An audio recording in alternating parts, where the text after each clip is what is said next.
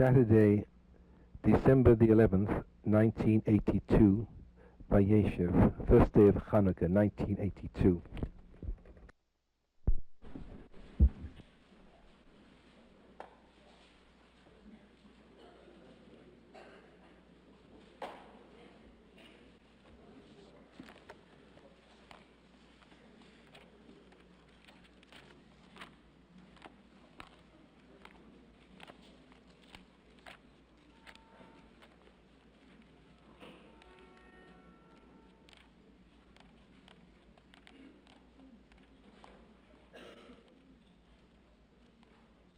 If you don't have a chumash, please raise your hands and the ushers will give you one.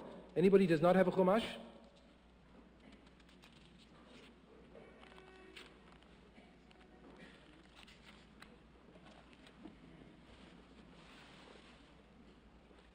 I am going to read a different translation of the chapter 38 of the book of Genesis, which he read in Hebrew earlier in the service.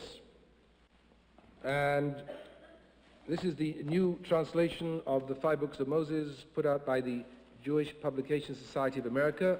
It's been coming out slowly over the last several years, and now it's complete. A very important advance in the English translation of the Bible. Translation that was made directly from the Hebrew Masoretic text. And after I have read chapter 38 in English from the new translation, I am going to add a few verses from the end of the book of Ruth, which will indicate how serious and how important this chapter from the book of Genesis is in Jewish tradition. And I will follow that with 2 brief comments from the Midrash on the theme of this chapter, and make a brief reference to a comment that Dr. Hertz, who is the author of the commentary of the Chumash that you have in front of you, makes. And at that point, I'm going to ask all our members and visitors and guests to help me to understand what this chapter is about. I suppose if I were asked to sum up briefly what we try to accomplish at the SAJ on Shabbat morning, I would say there is a threefold goal. We try to satisfy on some level the head, the heart, and the body. The body, of course, is the warm greetings and embraces you will all be receiving from members of the congregation as you leave the social hall on the way to Kiddush, as you leave the synagogue on the way upstairs to the social hall. The heart, the singing, the feeling that we are part of one community, joining together in singing traditional songs, words, and melodies which Jews have gathered together and sung on these joyous, happy, sacred occasions for many, many generations. But last but not least, we also try to engage the mind, not just the mind of the rabbi, but also the mind of the congregation. Each one of you, as a member of the Jewish people, has an obligation to understand the Torah. And here is a God-sent opportunity at the SAJ, this white Hanukkah, to remember the significance of the day. You will say, that white Hanukkah was the time I first began to understand the 38th chapter of the book of Genesis. Now, that's something that you can take away with you. Nobody can take it away from you. So, if you would turn to page 145 in the Chumashim, I will read the 38th chapter in the New English Translation. About that time, Judah left his brothers and camped near a certain Adullamite whose name was Chira. By the way, I'm going to stop myself right now. Suddenly a little bit of History 1 comes back from college days. Who were the Adulamites? I bet only Charles Lieber knows the answer to that one. You don't know the answer to that one? All right, let me ask you a question. The Adulamites was the name given to a group of English politicians. You don't know that one? Come on now, please, help somebody. Wasn't this the name given to a group of English politicians who in the ministry of Peel or Gladstone decided to form some kind of a... Nobody knows that here? Americans. English history is generally not taught. Why not? It's a terrible oversight. Terrible oversight. Okay, I'm sorry. Anyway, if you look up the word Adullamite in encyclopedias or a good dictionary, I think you'll find that curiously enough, I don't know why, It was a name that was chosen to describe a small schismatic political group. I'm not sure why particularly, because we don't hear anything more about them apart from the fact that they're mentioned here. There Judah saw the daughter of a certain Canaanite whose name was Shua, and he married her and cohabited with her. She conceived and bore a son, and he named him Er. She conceived again and bore a son and named him Onan. Once again she bore a son and named him Shelah. He was at Chsib when she bore him. Judah got a wife for Er his firstborn. Her name was Tamar. But Er, Judah's firstborn, was displeasing to the Lord, and the Lord took his life. Then Judah said to Onan, join with your brother's wife and do your duty by her as a brother-in-law, and provide offspring for your brother. I'm just going to pause here. I presume you know that this is the custom in Jewish tradition called yibum and or chalitza, that in the ancient world when a man died without children, his brother was obliged to cohabit with his wife, with his widow, until such time as a child was born who would be called after the dead man. Don't get too excited about it. I suspect it had an economic basis. It had something to do with inheritance and something to do with the problematics of transmitting territory at a time when women's rights were somewhat inferior, even though in the biblical period an attempt was made by our ancestors, witnessed the daughters of Tzalafchad, to remedy the situation. At any rate, we are in the presence of what's known as the levirate marriage, or the principle of Yibum. But Onan, knowing that the seed would not count as his, let it go waste whenever he joined with his brother's wife, so as not to provide offspring for his brother. What he did was displeasing to the Lord, and he took his life also. Then Judah said to his daughter-in-law Tamar, stay as a widow in your father's house until my son Shelah grows up, for he thought he too might die like his brothers. So Tamar went to live in her father's house. A long time afterward, Shua's daughter, the wife of Judah, died. I'm stopping because I'm a little puzzled. It says Tamar went to live in her father's house, but actually it wasn't her father's house, it was her father-in-law's house, right? It's curious. The Bible... Oh, you mean she went to her father's house? I withdraw, I'm sorry. I'm jumping ahead. Okay, she went to live in her father's house. A long time afterwards, she returned to her father's house. A long time afterwards, Shua's daughter, the wife of Judah, died. When his period of mourning was over, Judah went up to Timnah to his sheep shears, together with his friend Hira, the Adullamite. And Tamar was told, your father-in-law is coming up to Timnah for the sheep shearing. So she took off her widow's garb, covered her face with a veil, and wrapping herself up, sat down at the entrance to Enaim, which is on the road to Timnah. For she saw that Shelah was grown up, yet she had not been given to him as wife. When Judah saw her, he took her for a harlot, for she had covered her face. So he turned aside to her by the road and said, here, let me sleep with you. For he did not know that she was his daughter-in-law. What, she asked, will you pay for sleeping with me? He replied, I will send a kid from my flock. But she said, you must leave a pledge until you have sent it. And he said, what pledge shall I give you? She replied, your seal and cord and the staff which you carry. So he gave them to her and slept with her, and she conceived by him. Then she went on her way. She took off her veil and again put on her widow's garb. Judah sent the kid by his friend the Adullamite to redeem the pledge from the woman, but he could not find her. He inquired of the people of that town, where is the cult prostitute, the one at Enaim by the road? But they said, there has been no prostitute here. So he returned to Judah and said, I could not find her. Moreover, the townspeople said, there has been no prostitute here. Judah said, let her keep them, lest we become a laughing stock. I did send her this kid, but you did not find her. About 3 months later, Judah was told, your daughter-in-law Tamar has played the harlot. In fact, she is with child by harlotry. Bring her out, said Judah, and let her be burned.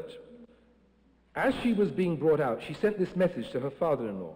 I am with child by the man to whom these belong. And she added, examine these. Whose seal and cord and staff are these? Judah recognized them and said, she is more in the right than I, inasmuch as I did not give her to my son Shelah. And he was not intimate with her again. When the time came for her to give birth, there were twins in her womb. While she was in labor, one of them put out his hand, and the midwife tied a crimson thread on that hand to signify this one came out first. But just then he drew back his hand, and out came his brother. And she said, "What a breach you have made for yourself." So he was named Peretz. Afterwards his brother came out, on whose hand was a crimson thread. He was named Zerach. So much for chapter 38 from the book of Genesis. I'm now going to read a few very brief verses at the end of the book of Ruth. The book of Ruth, you will remember, is the book which is read on Shavuot. It tells the story how Ruth, Naomi and Orpah, the two daughters-in-law of Ruth, were going to return with her from Moab to Bethlehem, but Orpah gave up. Ruth returned with Naomi, and ultimately Ruth married, sorry, I got the wrong book.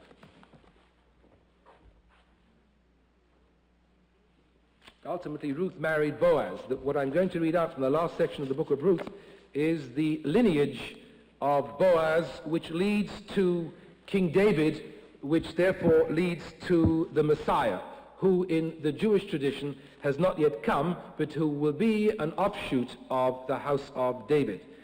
I read the verse 18, 19, 20, and 21 and 22 from the conclusion of the 4th chapter of the book of Ruth. This is the line of Peretz, referring to the gentleman who was in a great hurry to be born, and although he wasn't the firstborn, because that was the one that had the red thread tied to his hand, came out very quickly.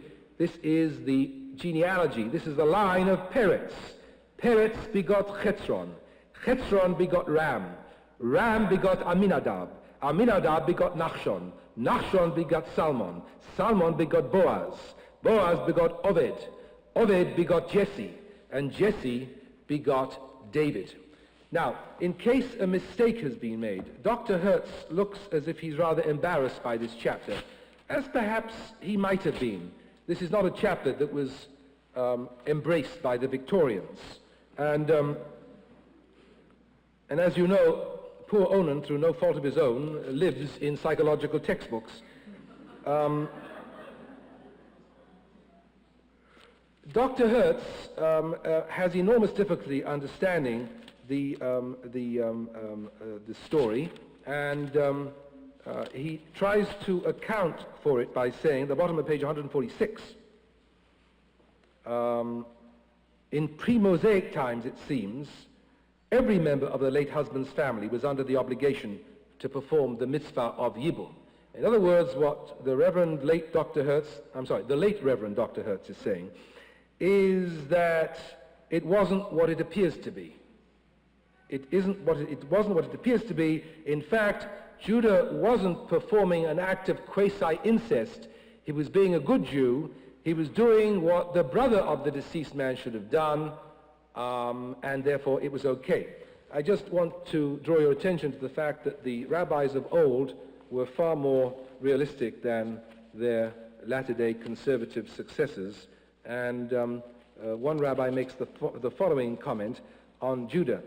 Rabbi Yochanan says, Judah, when he saw Tamar sitting in the garb of a cult prostitute, wanted to take an opposite route. Bikesh la'avor. He wanted to take an opposite route. In other words, Judah really didn't want to go through with this.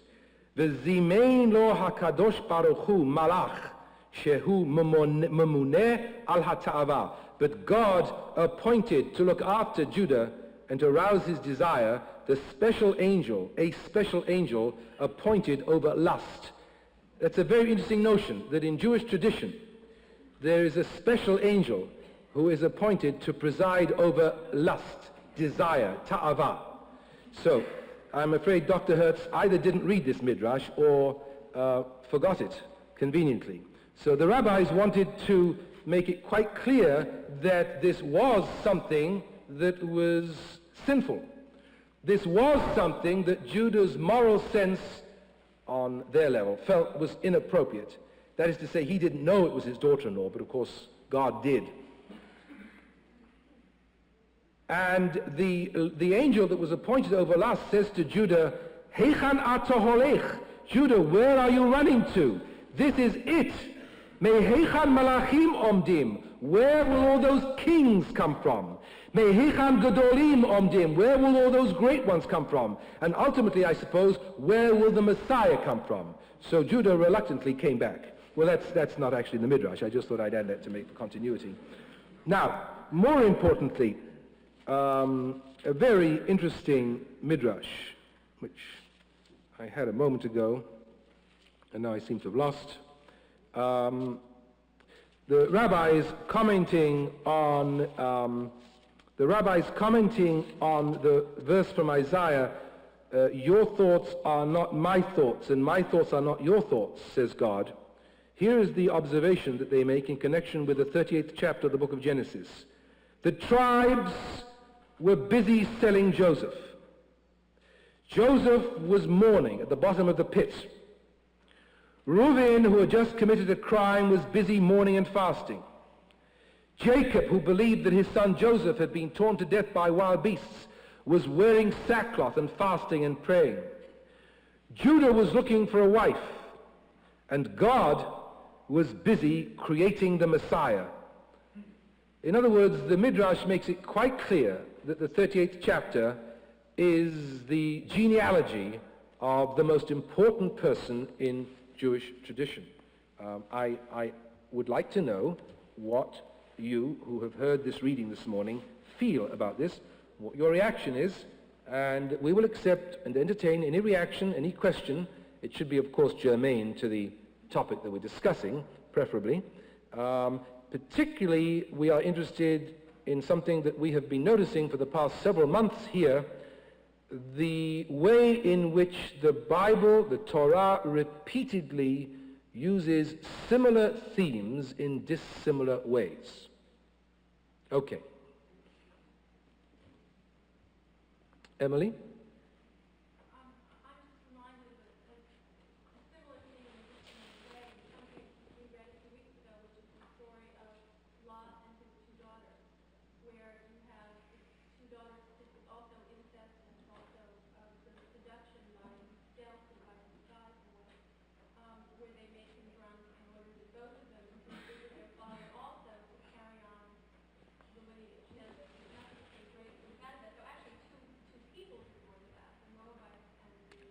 Ammonites.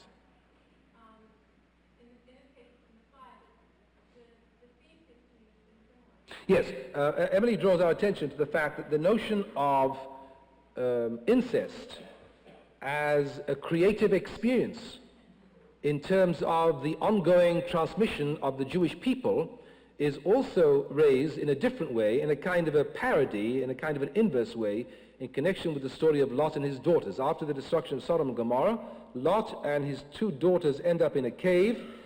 They both make him drunk, cohabit with him on successive nights, and produce the Moabites and the Ammonites.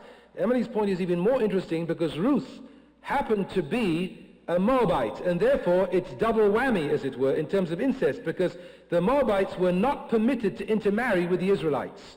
Only after the 10th generation was a Moabite, after the 10th generation of living in the state, among the Israelites, was a Moabite permitted to intermarry. So it almost is if the Torah is really trying to make our hair stand on end. Not only do we have these two stories in which Lot cohabits with both of his daughters and produces two tribes, but one of those tribes, which is the result of incest, namely Moab, which literally means Moab, Me'av, from daddy. That's what the literal meaning of Moab is in Hebrew. She already, if I may say so, in quotation marks, besmirched by the original sin of incest, marries Peretz. In other words, one of them is the result of a union between a father and a daughter, and the other is the result of a union, on the Mechotonim. You can see how the line, one is between a father and a daughter, and the other is between a father-in-law and a daughter. Okay? Now, okay. Thank you very much, Emily. In other words, there's no question then that on some level the story of Lot and his daughters is some kind of a parody of Judah and Tamar. There is another very obvious parody in the book of Genesis on this story. Neil? Noah and his daughters. After the flood, I believe the daughters of Noah, after the flood. The sons made him, he got drunk because he planted a vineyard. And the sons were rather, they didn't behave very, one did and one didn't treat him with respect. But no, I don't think there was there was no offspring of that, no.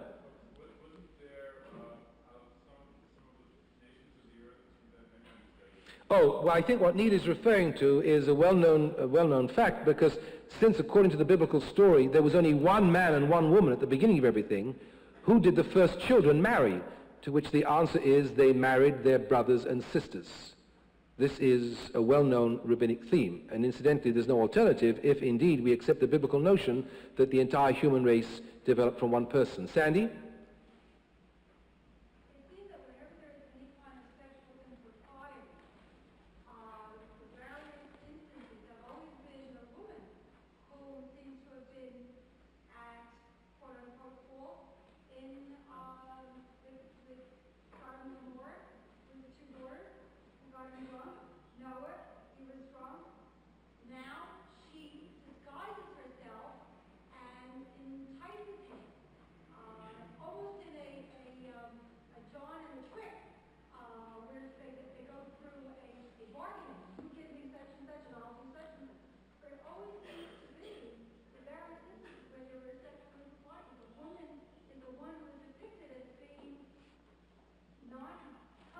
Are you asking me a question or are you making a statement?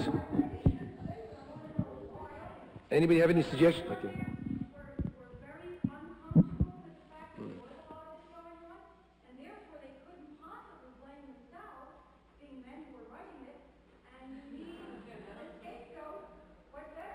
Well, you see, it's funny, Sandy. I have an entirely different reaction to the role of Tamar in this chapter. Instead of seeing Tamar as a seductive hussy who dresses up as a cult prostitute, by the way, if anybody has a problem with the notion of cult prostitute, I'll say a few words about it later on. Far from that, one could take a completely different point of view. What is a different point of view that one could take about what Tamar is doing in this chapter? Sir? Just a moment, yes. I'd like to defend the woman, please. Yes, absolutely. I don't think it's a case of entrapment like the defense in that scam. She offered him an opportunity to get free will to refuse or to accept. He was the one who committed the offense. She did not. Okay, very interesting. The gentleman says, hold it, the gentleman says this is not like an entrapment by abscam. That it's true that she dressed up, but he didn't have to take her. He could have refused her. Of course, he didn't know that she was his daughter-in-law. Sir? No, it says right in the reading, she may have been sitting there or standing there. He's asking her first to have her services, and then she's saying, what will you give me? Yes. So very obviously, he's the one that... Yes, that's true. However, it does say that his wife had just died. I'm not saying it's an excuse. I think it's reasonable to assume that she thought that if she dressed herself up and made herself available, then the opportunity would be there. But there is a whole different way of interpreting the woman's standpoint. Yes, lady over there? Yes.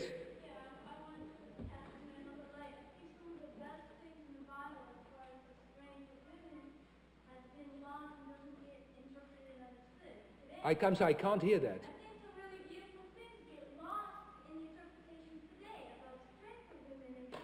So tell us.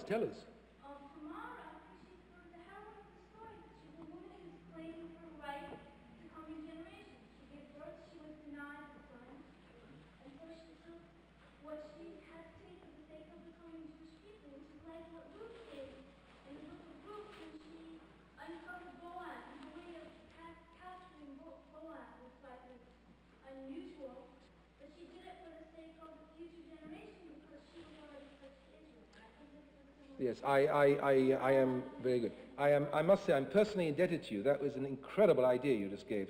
What you're saying is that Ruth also acted in the same way. It's very funny, in this very room, on this very beam on Sunday morning, I happen to be teaching one of my high school classes the story of the book of Ruth. And the young people responded to something which I hadn't noticed, that Ruth was very forward. As soon as we got to the point where Naomi says to Ruth, now listen, it's the end of the harvest, Boaz is going to be sleeping in the granary. The way to draw your attention to him is to go to the granary in the middle of the night, noch, and uncover his feet. in the middle of the night and cover yourself under the blanket and lie there near his feet.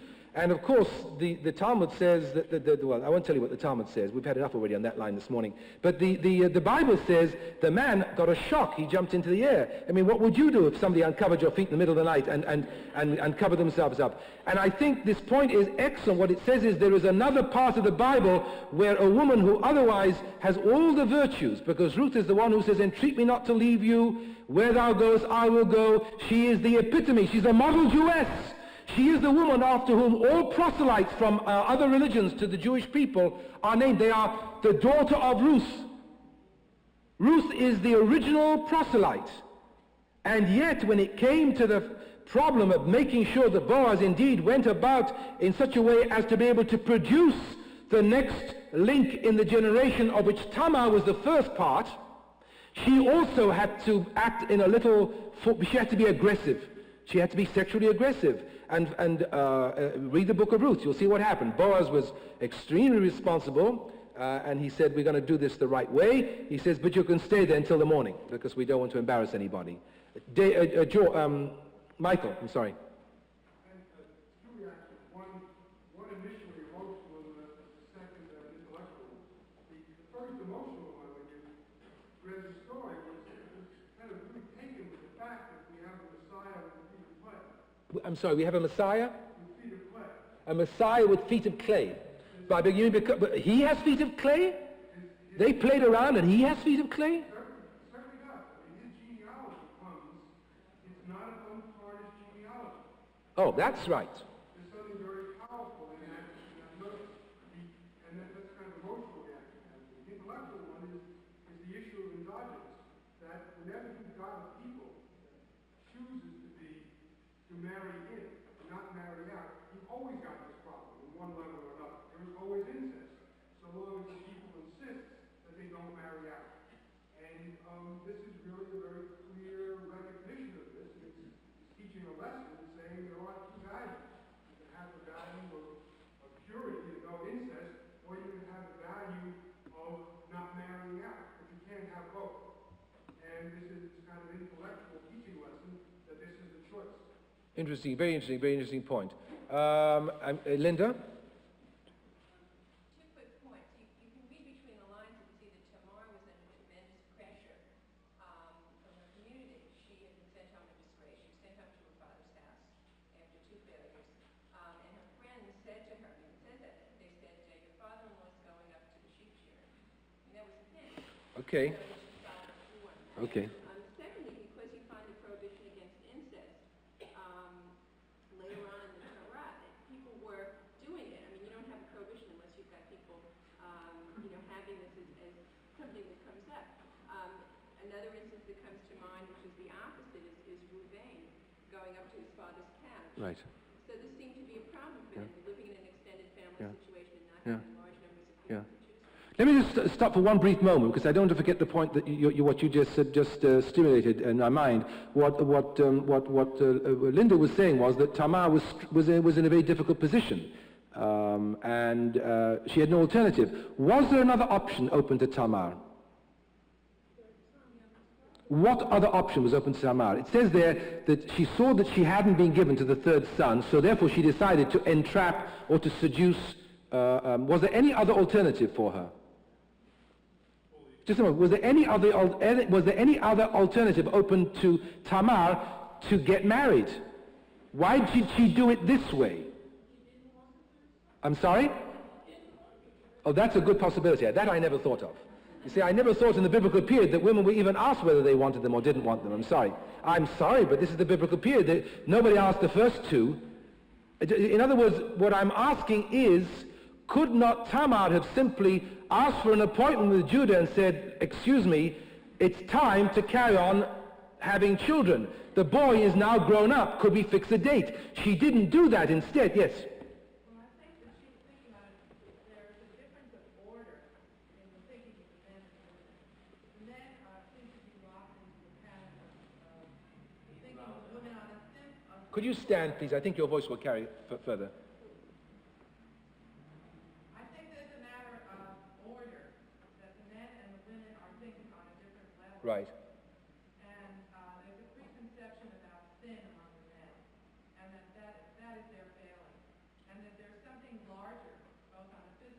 spiritual level, that is, has an urging to emerge, and that she may or may not be aware of. And that's the way I hear it. Yeah, I like that. Did you all hear that?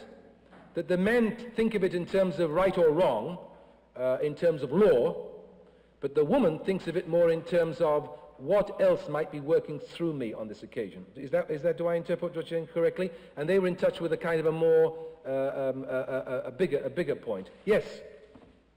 I'm sorry, Rabbi Schwartz, and then back to you, yes. It may be that she really had no other option. Here she is, a woman whose first husband, her second husband have died. Right. Within a short span of Right. time. I think Steph Thompson has a category of folklore that is called the deadly bride, Yep. in which she gets a bad name. Who else would like to marry a woman whose first two husbands died in such a short span of time? Nevertheless, Rabbi, I do feel that the fact that the Bible does not say anywhere that she asked Judah and he said, wait a minute. See, that would have made it more easy. But the fact is, there's no evidence that she raised that. In other words, she waited and then she did it. I am very grateful to you for mentioning Stith Thompson. I was hoping that somebody in the congregation, since I asked for parallels, would observe that we have other Jewish biblical and apocryphal themes in which the first two people died. Does anybody know another Jewish example of that story where several husbands die and finally, yes? In the story of Judith and her relationship with Holofernes, Judith's husband died in the battle of Bethulia, and she seeks a relationship with Holofernes. That's an interesting one. Very, very close. I never thought of that one. Although it's not parallel, I was picking up what this young woman had said about a heroine role with regards to Esther, also giving over herself. not only Excellent. to Very a good. banquet in terms of her youth, etc. Yes. Would you like to come downstairs now? I think you'll be happy if you come downstairs. You can hear better. That's wonderful. We have another example. Esther also is a woman who quite aggressively goes in front of the king, even though there's a danger that she will be put to death. She says, if I perish, I perish. And she goes.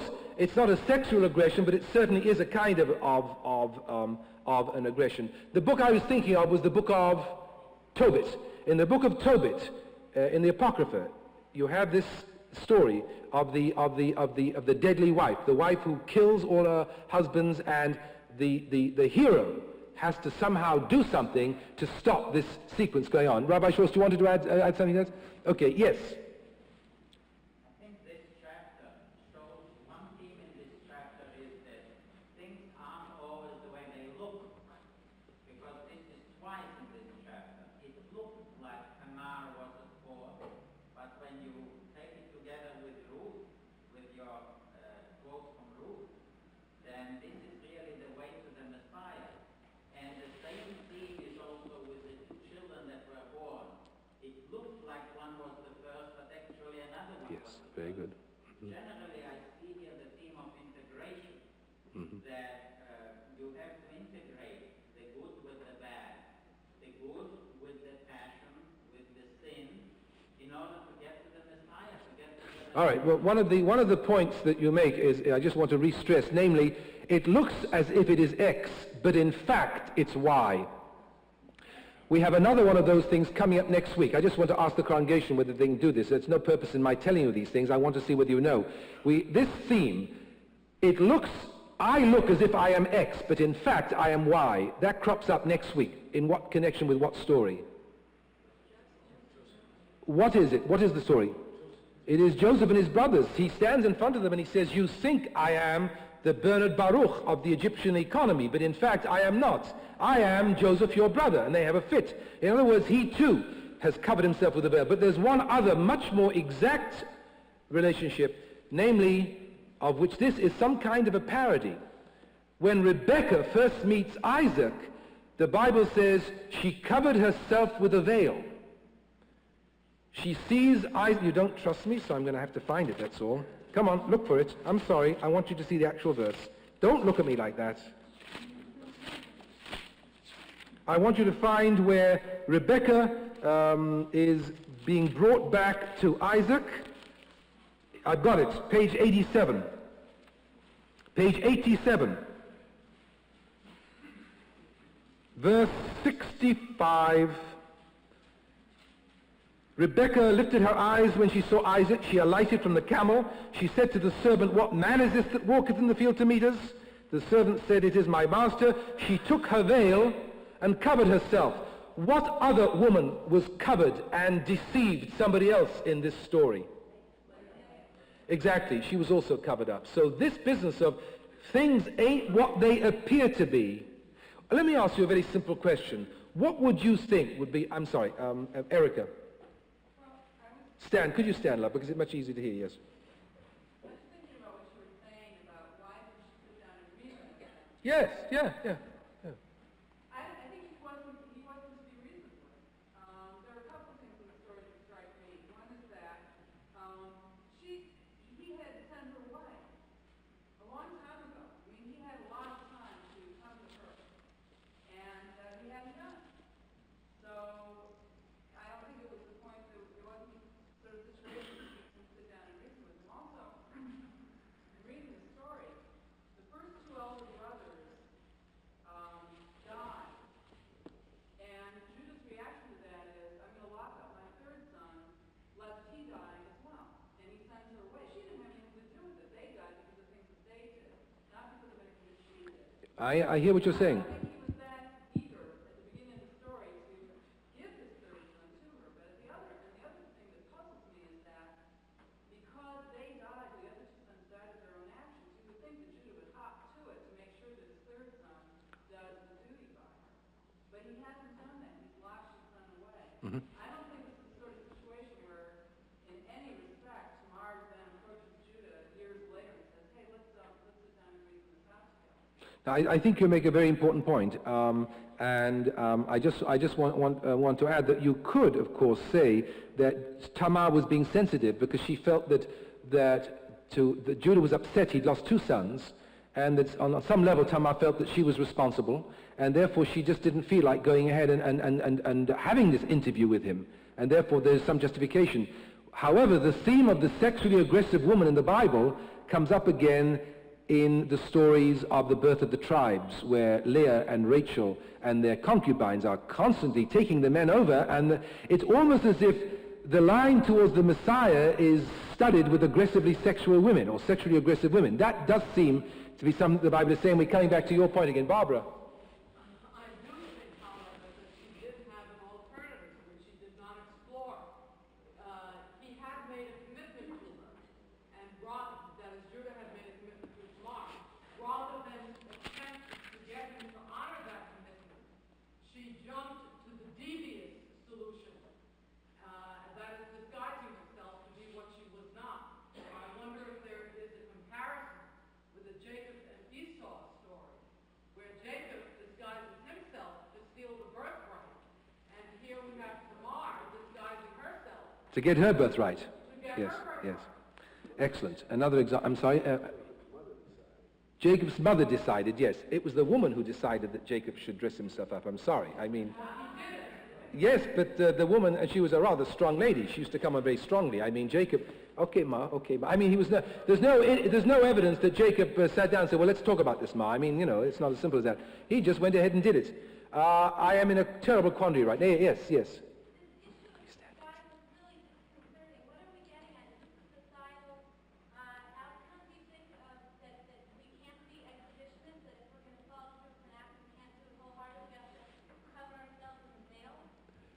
The young lady is asking whether this is a genetic trait among the Jewish people that we're not up front. You raise a very interesting question. Obviously, I'm not going to leave you hanging in the air. I'm going to have to wind this up very, very quickly because we really have a kiddush and all sorts of things going on upstairs, and I want to say a few words just to tie it up, but very briefly then, yes. I'll take a few more observations very quickly, yes. I think when we're talking about Tamar's options, she probably perceived herself to be completely powerless in this situation. And she was probably afraid if she did sit down with Judah, so he'd say, oh, okay, what we have to do is we have to appoint a commission of inquiry to make sure that everything is all right with the first two marriages, that perhaps for economic considerations, Judah would not go through, or that she had some feeling that Judah would not fulfill In other words, if she approached him on the level. All right, okay, I don't mind you defending her, but the fact of the matter is, all this is contrivance. The Bible clearly does not seem it has to explain why Tamar did not avail herself of other approaches, but decided instead to pick up what is a typology in the Bible, concealing yourself or disguising yourself in order to be able to accomplish something. Jennifer? I think what I'm saying might tie all the threads together. What's going on here with Tamar and with Jacob, with stealing or obtaining the birthright, with the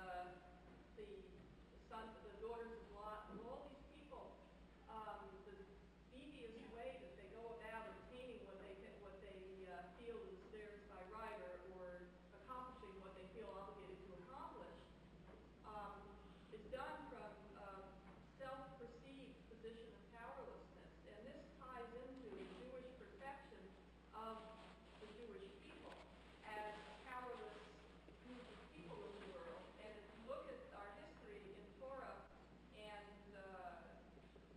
later on, we always seem to succeed only by devious means or by subterfuge. And the heroes in the Bible are heroes who generally, not always, but generally succeed by subterfuge. And the idea of women having to succeed in this way is not something that's meant genetically a part of being a woman. It's meant women are the epitome of the powerless person in the powerless position. In this society, women did not have equal rights. Women were second class, and the only way they could succeed was from the point of view of the powerless person manipulating other people around them. And this is, the woman, therefore, is the paradigm of the Jewish people. I think that is absolutely beautiful, Jennifer. I just want to, yes, do you want to add to, you want to add to that or change? I don't want the point changed right now. Are you going to add to that? I'm going to sort of criticize everything that's... No, please. I don't think we have time to any, could you make one brief point? Black and white. One point. And sat in the entrance, she sat in the entrance, and she saw the sun was grown up, Right. and that's why she did what she did. She sat in, she went to see, and she saw the sun was grown. She maybe was there that the sun would see her, but she sat in the entrance, and the father... Oh, that's a very interesting point. That's a very interesting point. Listen, we are going to have to tie this up right now, and I apologize to those of you who haven't spoken yet. I tried to get as many new people as possible to speak this morning. We're just not going to be able to carry on. I want to say one thing. I think Jennifer is right on the mark.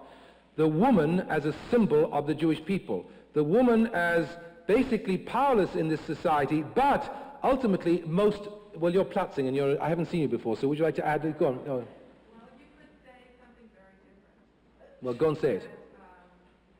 The men were the practitioners of an empty form, and the woman had consciousness in face of the empty form. And the woman had what? Consciousness. Yes. Awareness, and so it completely wipes out the legalism. Is that your husband sitting next to you, madam? Is that your husband sitting next to you, madam? I like that very much indeed. I want to just say one thing. Let's try to clarify this entire situation, because I think Jennifer really has put a finger on what we're dealing with here. Why are we in the presence this morning of so many themes in which we hear, in so many phenomena rather, in which the central theme is, I look like this, but actually I'm that. This is the Jewish people. And I look like a powerless woman, but in fact, the way I play my cards, I become the vehicle through which the progeny of the Messiah develops. Would you not say that a fitting superscription to our discussion this morning could be the verse which Emily sang so beautifully from the book of Zechariah this morning, the Haftarah, Lo v'chayil, lo v'choach, ki im beruchi, not by might, not by power, but through my... Well, Jennifer, I think we have to, the word ruach begins, you see, you're talking about the woman having the ruach enough to fill both her own life and the empty legalism of the man. But in a sense, beruchi doesn't mean spirit, it means cunning of a high order. The kind of cunning that in a situation in which you don't have power but you feel you are being treated badly, you are able so to utilize the empty forms that you get your own way anyway. Okay, don't anybody get any ideas about this? We're just talking about the Bible right now. This is not family therapy. We're just talking about the Bible right now. And so we end up on the theme of Hanukkah, because there's no way of avoiding it.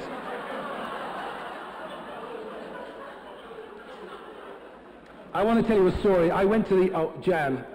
Yeah, I went to the supermarket around the corner this week, Sloan's, and there, standing in the middle, in honor of Hanukkah, was the most enormous, massive Israeli display. I hope some of you saw this in your own supermarkets. Most incredible. And I stood there, and I want to tell you something. I was overwhelmed. The quality, the finesse, the goods, the whole way the whole thing was done. An attempt on the part of Israel. I was overwhelmed at the amount of planning that must have gone through with this. I imagine every single Sloan's must have had a similar exhibition showing the goods that Israel produces, soups and jams and mixtures and all kinds of things, plus reference to the fact that among the great Israeli creativities today are fashion and a whole host of things that are being done. If somehow one thought that if only there was peace and we didn't have to constantly try to produce the best tank in the world, what more benefits could be poured out onto the world, although one doesn't know exactly whether the world will want to receive those benefits, because I think there's a great deal of envy and jealousy. This is the central myth of the Torah. The central myth of the Torah, which is the central story of the Haftarah this morning, that the Jewish people ultimately survives not by power, not by force, but through spirit. And for all these years, the Jew has been saying to the rest of the world, you think we look like a bunch of no-goodniks. You think we look like tramps. You think we look like people that can be ignored and put into ghettos and trampled on and ignored. And all the really important action is taking place at Oxford and Cambridge and Harvard and Yale and at the Vatican and at Canterbury. But you give us half a chance and we'll show you the rest of you what's going on. And in fact, this kind of deception, we'll show you who can get the Nobel Prizes, who can have the fourth best army in the world, and who can produce some of the best jams and pickles and all the rest of it. It's sad. It's sad because, unfortunately, you only have to think of this experience on a familial level, that we just don't like bright people. We don't like smart people. Even if they're dressed in rags, we have to fend them off. Somebody said there wouldn't have been so many injunctions against incest if people went into it. You don't forbid that which nobody wants to do. By the same token, anti-Semitism is a kind of a backhanded compliment to what the Jewish people would like to do if they were only given half a chance. As somebody often says about somebody else that I know, Jews are too smart for their own best interests. On some level, Jews are just too smart for their own interests. They're just too clever. They're just too bright. Give them an opportunity. Put them in a situation where they are as powerless as any woman ever was. And within 5 minutes, they're on top. That is to say, Joseph, who comes as a slave.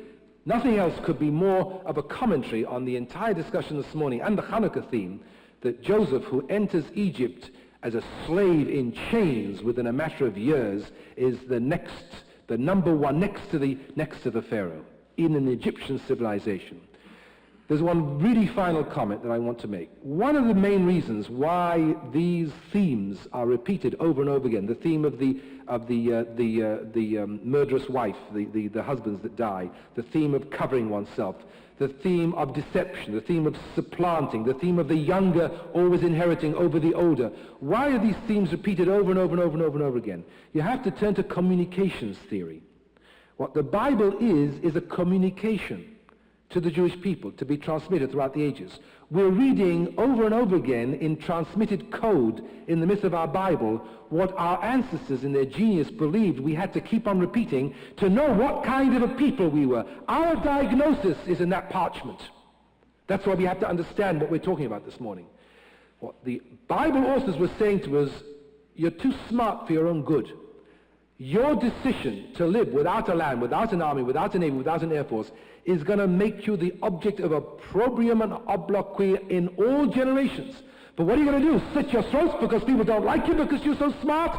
What you have to do is to try to be careful and do it in such a way that it won't be obvious. Let them think of you as a prostitute and do it. Let them think of you as somebody stupid or as a cheater or whatever. But do it anyway because you have to survive like any of them. It doesn't always work. But central to this theme is the notion that you can't just tell people the message once. You have to tell them in 1,000 different ways, over and over and over again. And one message we ought to be able to go away from the synagogue with this morning is that if you want to raise the next generation of Jews, it has to be a rich education. You can't just light a Chanukiah once a year and that's it. You can't just give your kids presents on Hanukkah and that's it. You can't just have a Seder service here and maybe a candle lighting there and that's it. Every day, every week, every month, every year, the message has to be told in as many different ways as possible. It's only when the communication that is transmitted from one generation to the next is rich and multiple, and the same theme is told over and over again, directly, indirectly, straight up, parodied, that we can hope that at least part of the message is going to get through.